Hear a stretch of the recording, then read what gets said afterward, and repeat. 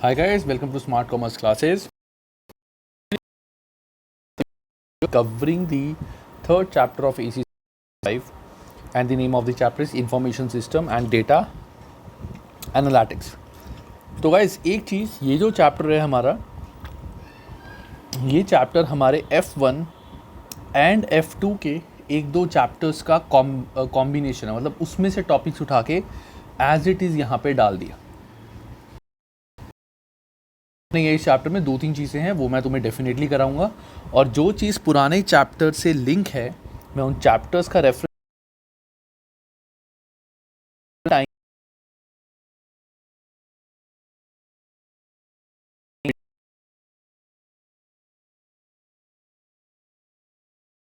पहले मैं तुम्हें बता देता हूँ।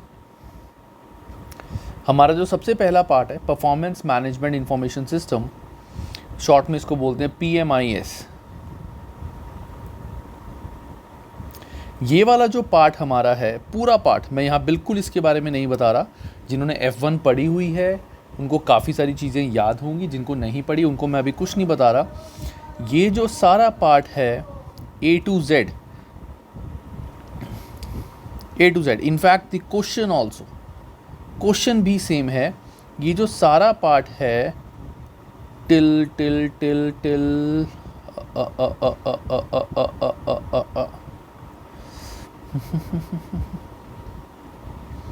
यहाँ तक, that means till your executive information expert system के एंड तक जो भी ये सारे टॉपिक्स हैं, that has already been covered in chapter number 4 information technology of F1 and उसका टाइमिंग है 21 मिनट से लेके 1 hour 10 minutes तक, और इसका लिंक तुम्हें अब यहाँ पे ऊपर दिख जाएगा। जस्ट क्लिक ऑन दैट, सीधा ये वीडियो ओपन हो जाएगी, और वीडियो ओपन करके 21.16 मिनट से लेके 1 hour 10 minutes तक देखना। ये टॉपिक स्टिल एक्सपर्ट सिस्टम तुम्हें बिल्कुल अच्छे से क्रिस्टल क्लियर समझ आ जाएंगे, बिल्कुल वर्ड टू वर्ड ये उसी में से है, कुछ भी नया नहीं है। ठीक है, तो एक बार ये वीडियो देख लेना, इसके बाद ही आगे बढ़ना। पहले वीडियो देखो, उसके बाद आगे बढ़ना। So let's continue with the newly added topics. So जो नया टॉपिक इन्होंने यहाँ पे इंक्लूड किया है that is ERPS enterprise resource planning system. अब इस सिस्टम में नया क्या है गाइस, मैं एक चीज़ बोल रहा हूँ, जिन बच्चों ने ऊपर वाले टॉपिक्स ऑलरेडी F1 पढ़ा हुआ है, एग्ज़ाम दिया हुआ है F1 का, और थोड़े बहुत टॉपिक्स याद हैं, यू कैन जस्ट रीड जो भी ऊपर वाला पार्ट है, एक बार देख लो, तुम्हें चीज़ें सारी याद हो जाएंगी। If you again want to remember it in a very crystal and clear way, तो मैंने जो वीडियो का लिंक दिया था वहाँ से एक बार उस टाइमिंग में वो वाली वीडियो देख लेना, बिल्कुल क्रिस्टल क्लियर समझ आ जाएगा। नेक्स्ट आता है हमारा enterprise resource planning system ERPS। सो एंटरप्राइज रिसोर्स प्लानिंग सिस्टम क्या होता है, देखो अब जैसे हमारा एक ऑफिस है, ये हमारी फैक्ट्री है, हमारी फैक्ट्री में बहुत सारे डिफरेंट डिपार्टमेंट्स हैं, जैसे ये सेल्स का है, ये परचेज़ का है, ये मार्केटिंग का है, ये फाइनेंस का है, ये तुम्हारा कस्टमर रिलेशन है, ये तुम्हारा जैसे गवर्नमेंट का है, और ये तुम्हारा पेरोल है। सो बहुत सारे डिफरेंट डिपार्टमेंट्स हैं, हर डिपार्टमेंट की अपनी अलग अलग वर्किंग होती है, हर डिपार्टमेंट के लिए अपना अकाउंटिंग सिस्टम होता है। सेल्स वाले ने अपना सिस्टम बनाया हुआ है, परचेज़ वाले ने अपना सिस्टम बनाया हुआ है, हर डिपार्टमेंट ने अपना सिस्टम बनाया हुआ है। तो पहले क्या होता था, सेल्स वाले ने अपना सिस्टम बनाया, अपने सिस्टम के अकॉर्डिंग जो भी इसकी सेल्स हुई है और जो इसको सामान चाहिए वो इसने परचेज़ वाले को बताया, परचेज़ वाले ने अपने सिस्टम में से जो सामान सेल वाले को भेजा, ठीक है, जो सेल वाले को भेजा कि सामान है इसको बना के बेचना है, तो अपने सिस्टम में से उसको माइनस करा, सेल वाले ने उसको ऐड करा कि मुझे वो चीज़ मिल गई है, अपने सिस्टम में डाला। देन सेल वाले ने जब आगे सेल करा, रिक्वायरमेंट डाली, फाइनेंस वाले ने जब सैलरीज दी तो फाइनेंस ने अपने सिस्टम में से सैलरीज माइनस करी, पेरोल वाले को दी। तो there were different systems for different departments. ERPS इसको शॉर्ट में बोलते हैं। ERPS में क्या होता है कि हमने डिफरेंट डिपार्टमेंट्स मेंटेन करने की बजाय हमने एक कंबाइंड सॉफ्टवेयर बनाया जिसमें सारे डिपार्टमेंट्स इंक्लूड हैं, मतलब सेल्स परचेज वगैरह सबका काम एक ही सिस्टम से होगा। जैसे फॉर एग्जांपल अगर परचेज़ वाले ने कुछ माल सेल्स वाले को भेजना है तो उसको सीधा सीधा एक एंट्री करनी पड़ेगी, तो सीधा सीधा वो सेल्स में भी ऐड हो जाएगा कि सेल वाले को सामान पहुंच गया और परचेज़ में से माइनस हो गया। इसको अलग अलग मैनुअल रिकॉर्ड्स, अलग अलग सॉफ्टवेयर्स मेंटेन नहीं करने पड़ेंगे। सो एक कंबाइंड सॉफ्टवेयर हमने बनाया जिसके अंदर सारे डिपार्टमेंट्स का डेटा कंबाइंड होता है, that is called enterprise resource planning system. आजकल मोस्टली ERP ऐसी चलता है। जैसे फॉर एग्जांपल इंडिया में आता है टैली ERP, अकाउंटिंग सॉफ्टवेयर है। सो टैली ERP का फ़ायदा क्या है? पहली बात तो इसमें सारे सिस्टम, स्टॉक से लेकर BRS से लेकर स्टॉक मेंटेनेंस, कितना स्टॉक आज की डेट में हमारे पास रखा हुआ है, एग्जैक्ट स्टॉक कितने क्वांटिटी का, वो सारा बैलेंस शीट वगैरह सारी इसमें बन जाती है।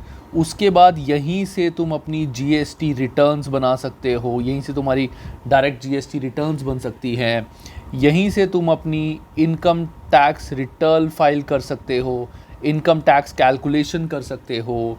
तो एक सॉफ्टवेयर से तुम बहुत सारी चीज़ें कर सकते हो।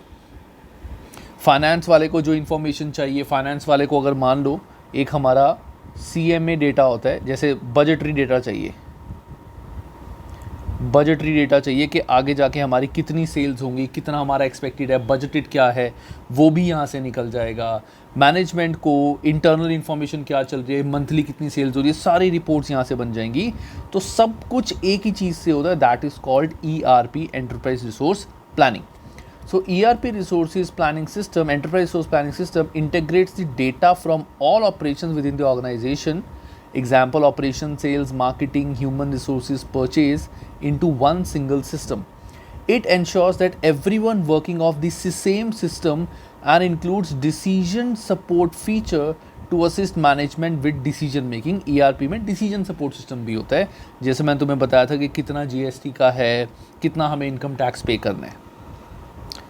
और प्लस इसमें एक और चीज़ एडिशन क्या होगी, वो बजट भी बनाएगा, ये भी बता सकता है कि आपके ये खर्चे बहुत ज़्यादा हो रहे हैं, इसके अकॉर्डिंग आप ये चीज़ ठीक करो।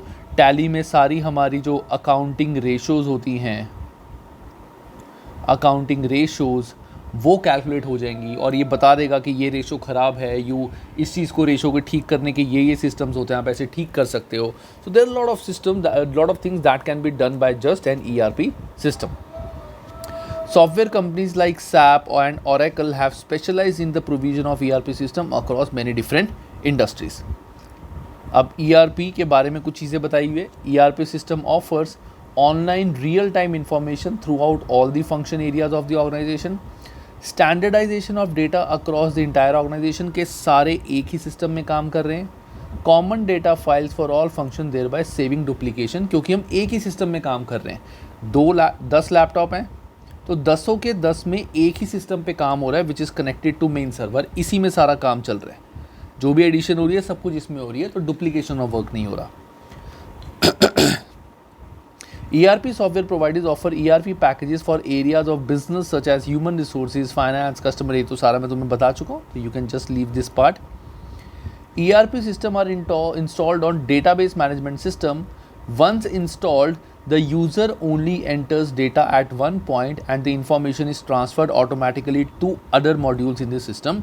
In effect, ERP system integrates the different processive function of a business. ये भी मैं तुम्हें बता चुका हूँ, तो just you can just give it a plain read if you need it. उसके बाद because they are enterprise wide, ERP system can be useful for extracting performance data relating to cross-functional and multi-functional activities. जैसे example, अगर हमें सारी calculation जैसे ABC costing करनी है, supply change management, balance code card, performance reporting जो हमारा सारा F2 में था, ये सारा हमारा एक ही सॉफ्टवेयर से हो जाता है, क्योंकि सारी कुछ चीज़ें परचेज, सेल्स, स्टॉक सब कुछ एक ही सॉफ्टवेयर में है। Decision support system, management information system, everything is in one software. So इसी सॉफ्टवेयर से हम ये सारी चीज़ें कर सकते हैं, तो that why it is called ERP। ठीक है, ये जो क्वेश्चन है test your understanding 5, explain how the introduction of ERP could impact the role of management accountant. इसको एक बार पढ़ लेना थॉरोली, सिंपल सा पॉइंट है, पढ़ोगे समझ आ जाएगा, कुछ भी ऐसा जिसमें डिफिकल्ट नहीं है। You know the meaning of ERP now, बहुत इजीली समझ आ जाएगा कि मैनेजमेंट में कैसे, मैनेजमेंट अकाउंटेंट को ERP कैसे हेल्प करते हैं। नेक्स्ट आता है customer relationship management system.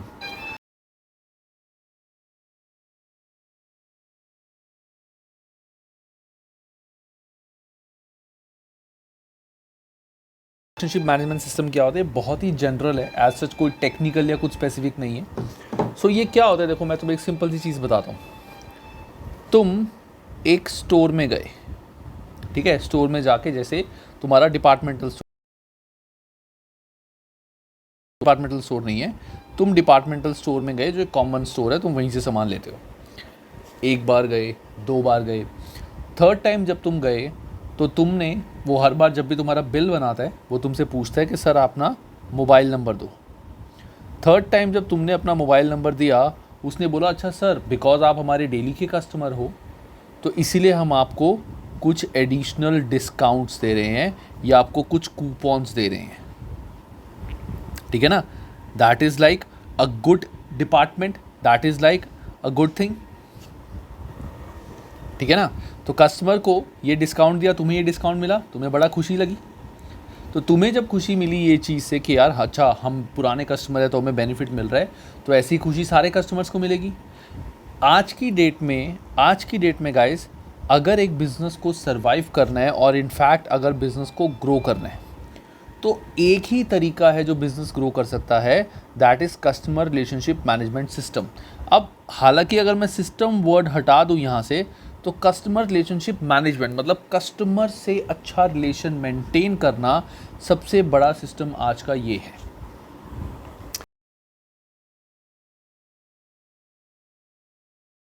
Customer relationship का एक बहुत ही अच्छा एक एग्जाम्पल देता हूँ, बहुत अच्छा एग्जाम्पल, ठीक है।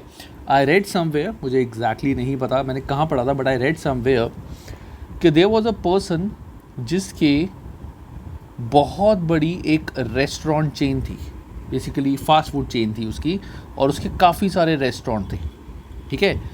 वो जो पर्सन था, उस पर्सन ने बिज़नेस इतना ग्रो कर लिया था, बट बिज़नेस इतना ग्रो करने से पहले जब उससे पूछा कि तुम्हारा बिज़नेस, तुम्हारे पास तो पहले कुछ भी नहीं था आज से 10 साल पहले, ठीक है, तो कहाँ से तुमने इतनी बड़ी चेन्स बना ली, कहाँ से पैसे आए, इतने लोग तुम्हारे पास क्यों आते हैं। तो उसने बताया कि मेरे पास आज से 10 साल पहले कुछ भी नहीं था, मेरे पास सिर्फ एक ठेला था, ठीक है, सिर्फ एक ठेला था जहाँ पे मैं अपना नॉर्मल एक बर्गर सेल करता था।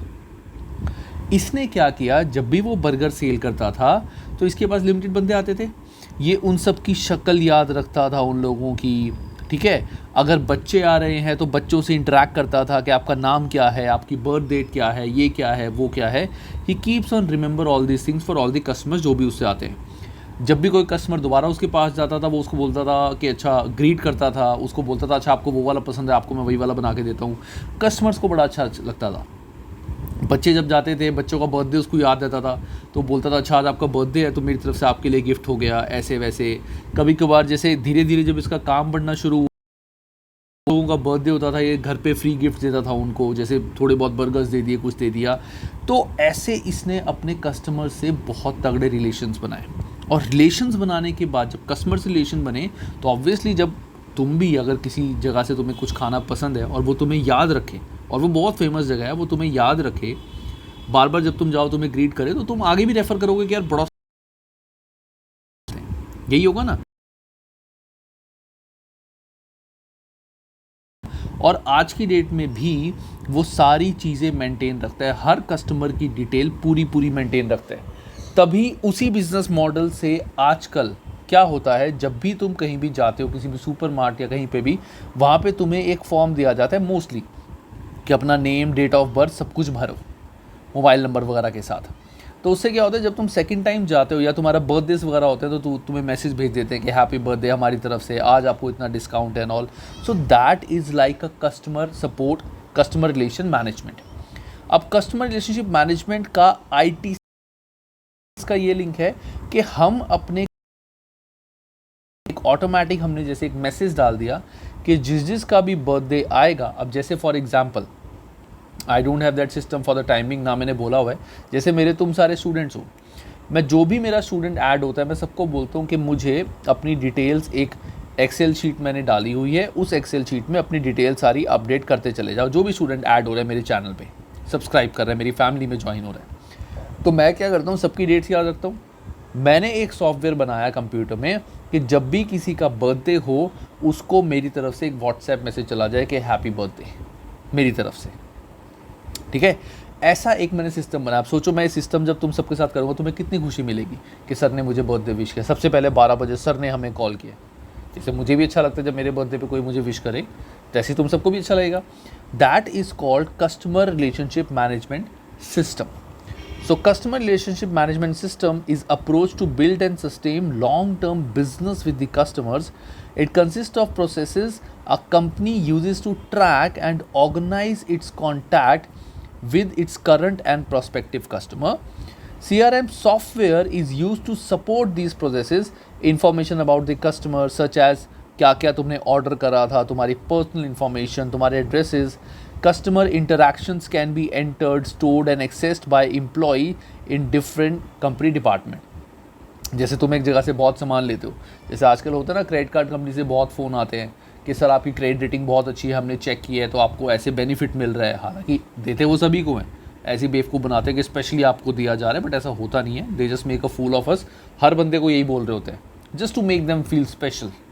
जैसे मुझे अगर किसी कंपनी का फ़ोन आया कि सर स्पेशली आपके लिए एक ऑफ़र आया है कि नॉर्मली हमारा जो क्रेडिट कार्ड होता है उस पर हम इतनी लिमिट देते हैं, लेकिन आप नए कस्टमर हो और आपके बारे में हमने सुना है और आपकी क्रेडिट रेटिंग ये है, तो आपको हम क्रेडिट लिमिट 2 लाख भी कम है, प्लस आपको ये फीचर्स दे रहे हैं।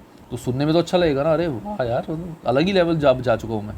जबकि होगा कुछ नहीं, वो हर बंदे को यही बोलते हैं, बट जस्ट एन एग्जाम्पल। सो उनको इन्फॉर्मेशन कहाँ से मिली? सिस्टम से। सिस्टम में वो सारी इन्फॉर्मेशन डली हुई थी, मेरा पूरा ट्रैक रिकॉर्ड उनके पास आ रहा था।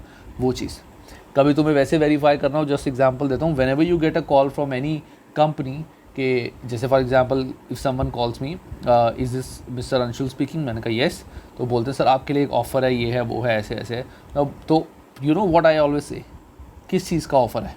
अच्छा, you know where I am staying अभी?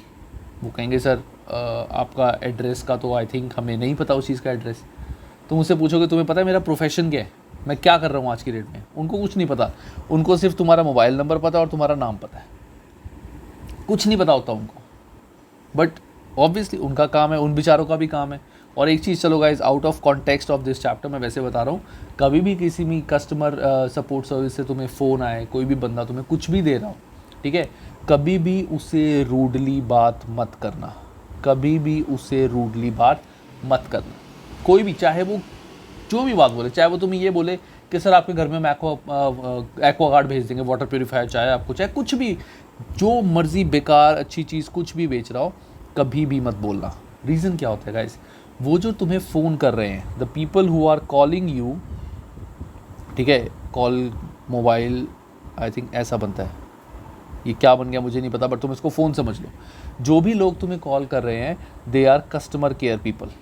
अब जो कस्टमर केयर पीपल होते हैं, उन बेचारों का काम ही ये होता है, उनको नौकरी इस चीज़ की होती है कि तुम्हें लोगों को फ़ोन करना है, ठीक है।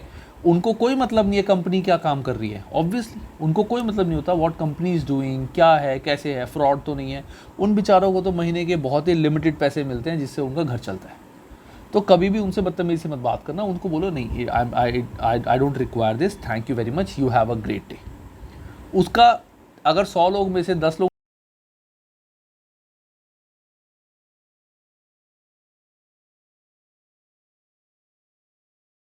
कभी भी ये चीज़ मत करना। चलो anyways, let's get, so that's the case. So this is customer relationship management system. अब customer relationship management development process क्या होता है कि कस्टमर से एक अच्छा रिलेशन कैसे बन सकता है? तो सबसे पहले क्या होता है, सबसे पहले आता है हमारा प्रोसेस सिलेक्शन। सिलेक्शन मतलब हम आइडेंटिफाई करते हैं कि कौन से कस्टमर को हमें टारगेट करना है। जैसे फॉर एग्जांपल अगर अमेज़ॉन पे, तुम्हें पता होगा अमेज़ॉन पे जो भी लोग सर्च करते हैं वो सारी हिस्ट्री, मैंने पहले भी 1-2 बार वीडियोस में बताया, वो कुकीज़ में स्टोर होती हैं।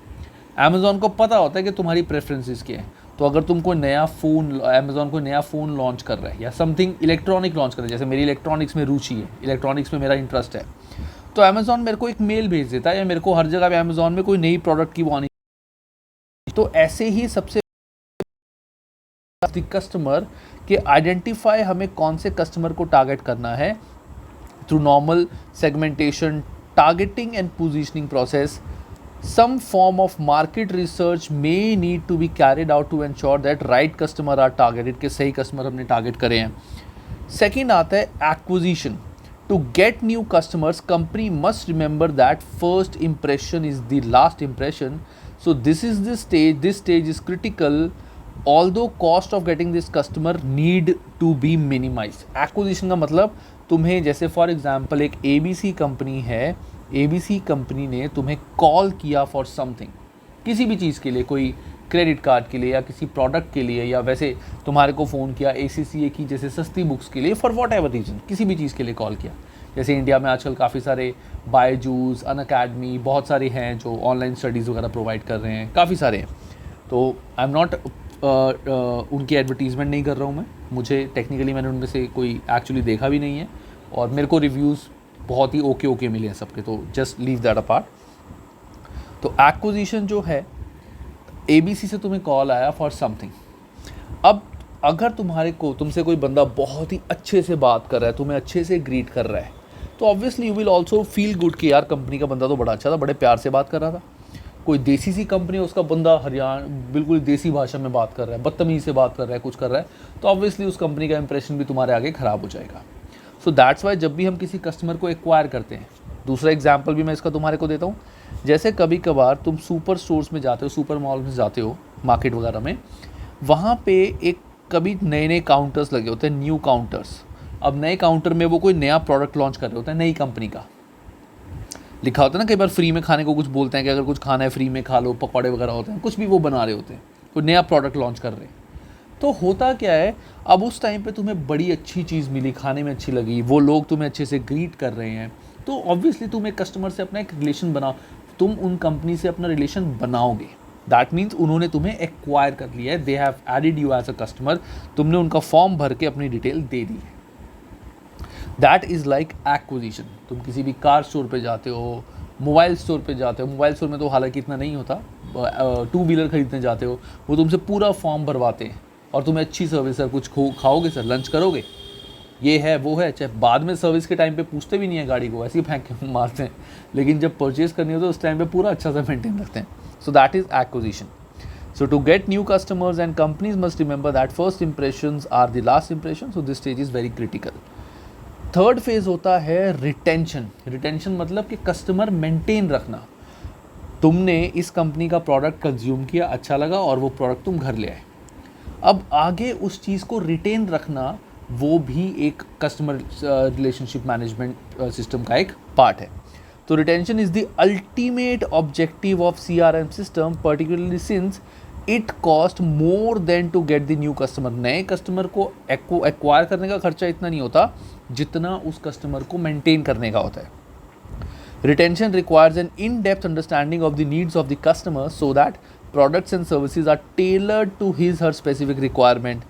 Some lock-in strategies are normally used, such as in case of loyalty schemes that are widely popularized in supermarkets, vendor for fast-moving consumer goods and airlines, जैसा मैंने तुम्हें बताया. नेक्स्ट होता है एक्सटेंशन. अब एक्सटेंशन क्या होता है?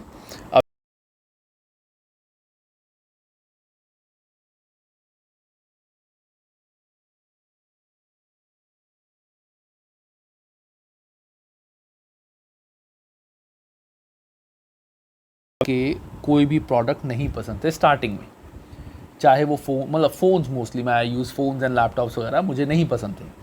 बट व्हाट हैपेंड वाज, धीरे धीरे I usually use to buy phones या LG phones.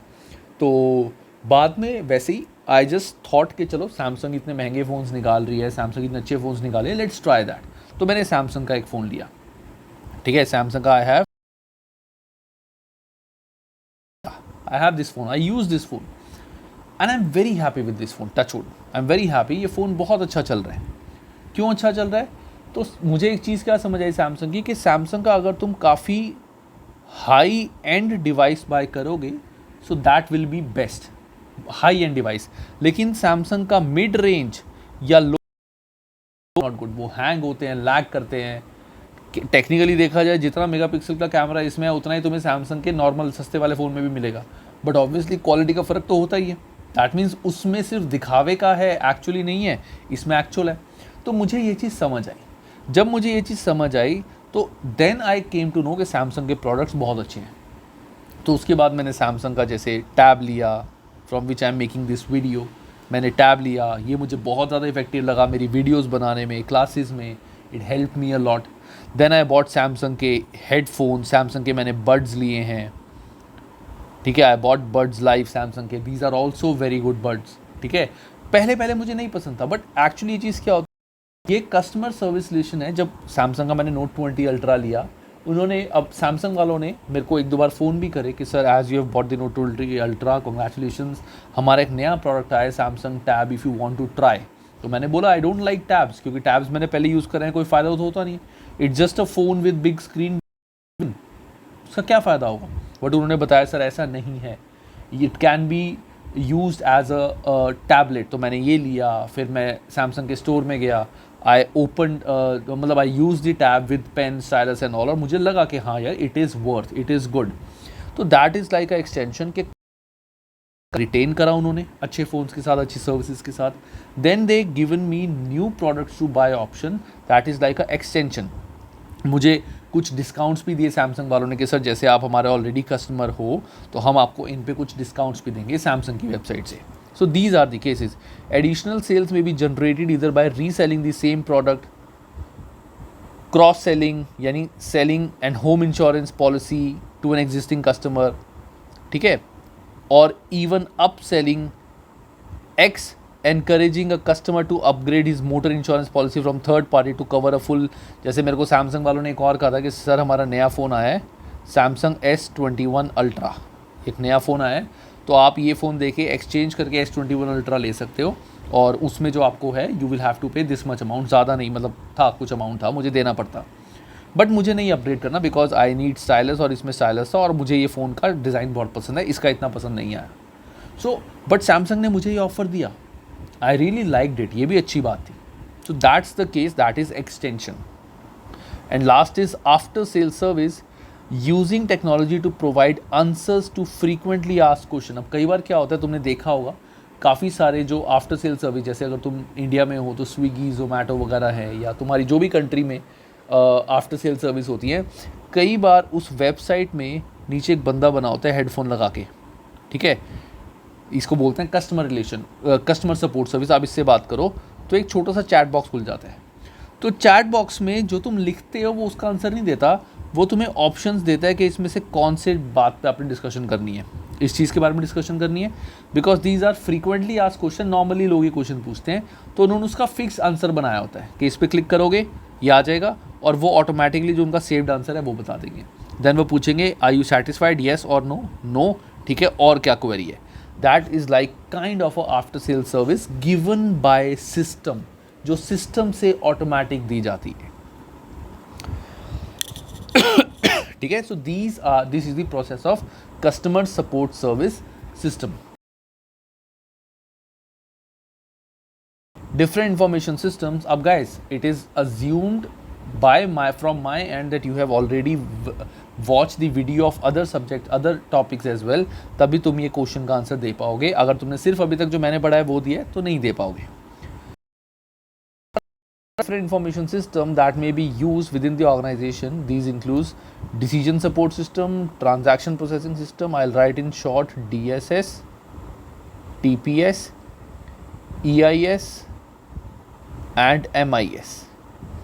Required, identify which of the above system is associated with each of the following descriptions by selecting A, B, C, D. हमें बताना है कि इसमें से A कौन सा है, B कौन सा है, C कौन सा है, D कौन सा है। ध्यान से, पहला, converts information about basic transaction into information that will help managers control the organization. कोई ये मैनेजर्स को क्या चाहिए होता है, इंफॉर्मेशन, बेसिकली मैनेजर्स को चाहिए होती है एक तरह से स्मॉल इंफॉर्मेशन जिससे वो कुछ डिसीजन ले सके। सो this is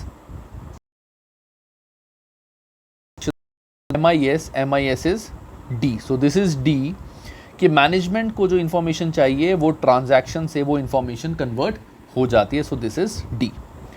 record all daily transactions within the organisation and summarise them periodically. ये तो हमें पता है, transaction processing system that is B कि नॉर्मली ट्रांजैक्शन को प्रोसेस करना और समराइज करना. It is not converted into information. याद रखना ये इन्फॉर्मेशन में कन्वर्ट नहीं है, ये सिर्फ समराइज कर दिया सारी ट्रांजैक्शंस जैसे एंट्रीज करते हैं.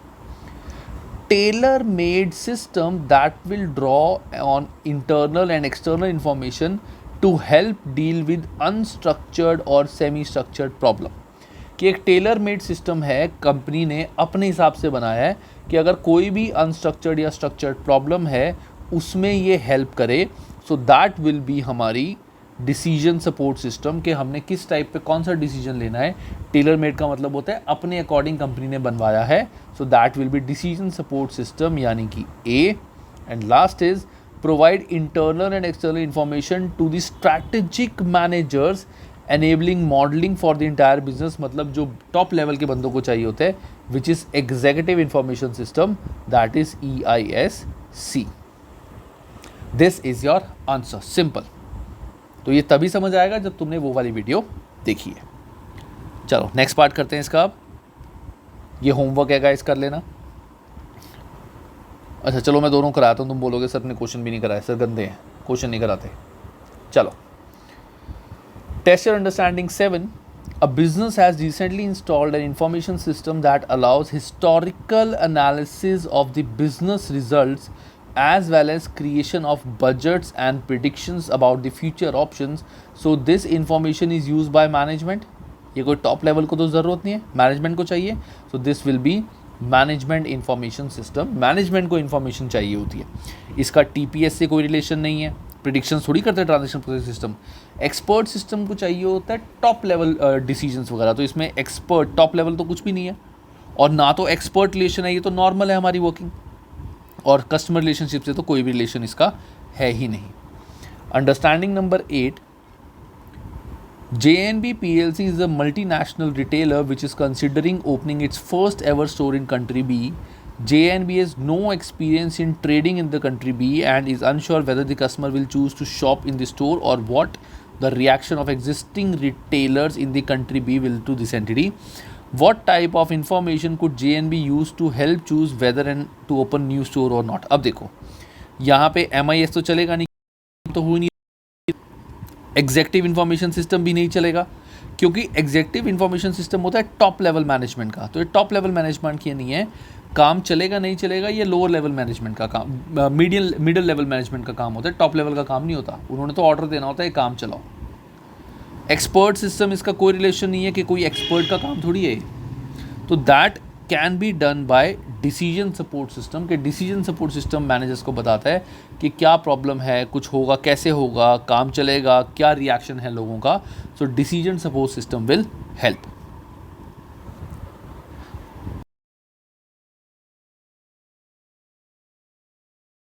This is already covered in chapter number 2 sources of data in first to 15 minutes. यहाँ पे ये पूरा ऑलरेडी कवर किया हुआ है, अच्छे से कवर किया हुआ है. इसका भी लिंक तुम्हें यहाँ ऊपर मिल जाएगा. Just click on that and first 15 minutes की वीडियो देख लो. वहाँ तुम्हें पूरा बिग डेटा समझ आ जाएगा. ये सारा वी ये सब कुछ, सारे क्वेश्चंस तुम्हारे वहाँ से क्लियर हो जाएंगे. Everything will be clear from there. जो नया टॉपिक इसमें ऐड हुआ है that is big data risk.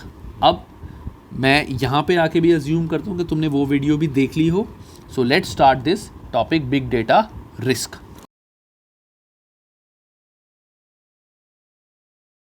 Availability of skills. So big data को संभालने के लिए, उसको मैनेज करने के लिए, उसको अच्छे से इंफॉर्मेशन में कन्वर्ट करने के लिए स्किल्ड पीपल. अगर हमारे पास अनस्किल्ड लोग हैं तो वो बिग डेटा को ख़राब भी कर सकते हैं, चीज़ें और ख़राब कर सकते हैं. सो दैट्स वाई पहला रिस्क होता है कि हमें बहुत ही स्किल्ड बंदा चाहिए. Big second is security of data. Second और थर्ड मोस्टली कम सेम ही है. सिक्योरिटी ऑफ डेटा और डेटा प्रोटेक्शन. बिग डेटा, अगर हमने बहुत सारा डेटा कलेक्ट किया है, ठीक है, बहुत सारा डेटा अलग अलग जगहों से कलेक्ट किया है कस्टमर का फॉर एग्जांपल, तो हमें उसको सिक्योर भी रखना है प्रॉपर। उसके लिए हमें प्रोसीजर फॉलो करना पड़ेगा, हमें अलग अलग जगह पे उस डेटा को सेव करके रखना पड़ेगा in case of fire and all, data damage ना हो जाए, डेटा लीक ना हो, हमारा कस्टमर्स का किसी पर्सन को लीक ना हो जाए। So lot of things we have to keep in mind. अब जैसे तुमने सुना होगा, आज से आई थिंक कुछ महीनों पहले एक इन्फॉर्मेशन आई थी कि फेसबुक ने यूज़र्स का डेटा लीक कर दिया। आई थिंक याहू का था, मुझे एग्जैक्टली याद नहीं, याहू या फेसबुक का था, कि उन्होंने कस्टमर का डेटा लीक कर दिया, सारी इन्फॉर्मेशन कस्टमर्स की लीक कर दी, ईमेल आईडी एंड ऑल सब कुछ। अब लीक कैसे कर दी? तुम कहोगे सर हमारा तो फेसबुक पे तो सब कुछ ऑनलाइन ही है। तुम्हारा फेसबुक पे सब कुछ ऑनलाइन है, लेकिन बहुत सारे लोगों ने अपनी ईमेल आईडी हाइड कर रखी होती है, बहुतों ने डेट ऑफ बर्थ हाइड की होती है, जैसे मैंने करी हुई है। ठीक है, तो वो सारी चीज़ें भी लीक हो गई। Just an example. तो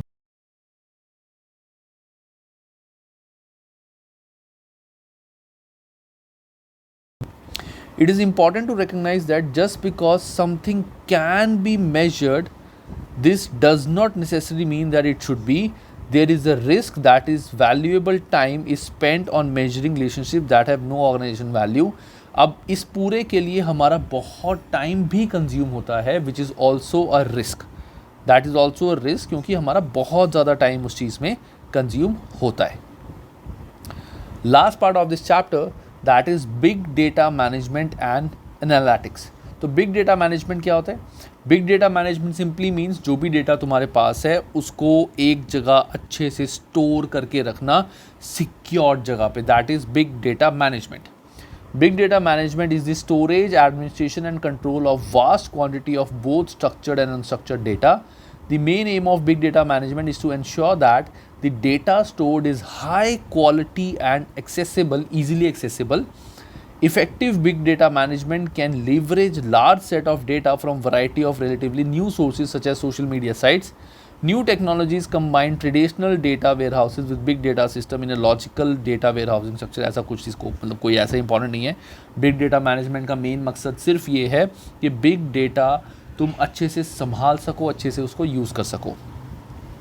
देन आता है बिग डेटा एनालिटिक्स। तो बिग डेटा एनालिटिक्स क्या होता है? जो भी तुम्हारा इतना सारा डेटा इकट्ठा है उसको इस वे से समराइज़ करो, इस वे से एनालाइज करो कि उससे कुछ आउटपुट निकले, तुम्हारे को जो चाहिए वो मिले। So big data analytics is the process of scrutinising big data to identify patterns, correlations, relationships and other insights. This information can have a wide-reaching effect on the organization's competitive strategy and marketing campaigns. Simple. Last आता है big, क्या होता है? Big data sources may not fit into current available data warehouse, and big data analytics may require more advanced software tool than those commonly used in traditional data mining. Open source technologies such as Hadoop are increasingly utilizing to manage the constantly कुछ नहीं है guys. Big data sources मतलब कि big data तुम्हें कहाँ पे रखना है, a place where big data can be stored, या बिग डेटा के सोर्सेज तुम्हें कहाँ कहाँ से इंफॉर्मेशन कलेक्ट कर सकते हो। सिंपल वो चीज़ है, not required to read in detail, तुम्हें सिर्फ मतलब पता होना चाहिए बिग डेटा का, एंड दैट्स इट। ये चैप्टर सिर्फ इतना ही है। आई एम हैप्पी कि हमारे 5 चैप्टर्स हो चुके हैं, 2 नए चैप्टर्स जो थे प्लस 2 ऑलरेडी, तो it's good. I will try to cover this syllabus at the earliest. Guys please subscribe to my channel and please share my channel as much as possible. Thank you.